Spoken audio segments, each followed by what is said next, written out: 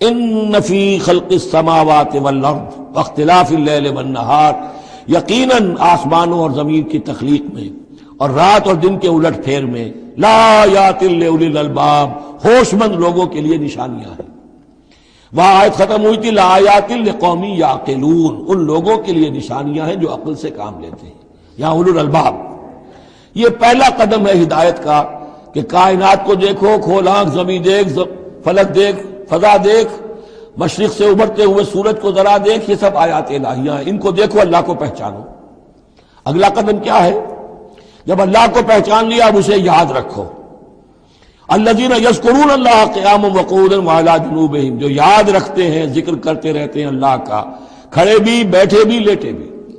وَيَتَفَكَّرُونَ فِي خَلْقِ السَّمَاوَاتِ وَالْأَرْضِ، اور مزید غور و فکر کرتے رہتے ہیں آسمان اور زمین کی تخلیق میں۔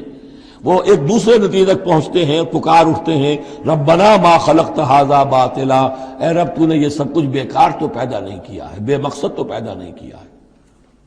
اور پھر ذہن ان کا منتقل ہوتا ہے اپنی طرف، ہمارا مقصد کیا ہے، میں کس لیے پیدا کیا گیا، میری زندگی بس یہی ہے، کھاؤ پیو، اولاد جنو اور دنیا سے رخصت ہو جاؤ، اللہ اللہ خیر صلی اللہ۔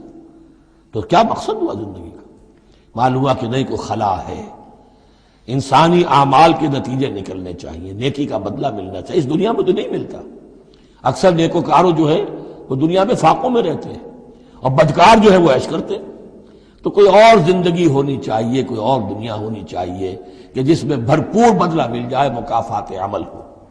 لہذا وہ کہہ اٹھتے ہیں سبحانک فقنا عذاب النار، پاک ہے تیری ذات، تو اے اللہ ہمیں اس دوسری زندگی میں جو عذاب تو نے تیار کر رکھا ہے جہنم کا، اسے بچا۔ ربنا انک من تدخل النار فقد اخزیتہ، اے اللہ جس کو تو نے داخل کر دیا آگ میں، اسے تو رسوا کر دیا۔ وما للظالمین من انصار، اور ظالموں کے لیے کوئی مددگار نہیں ہوں گے۔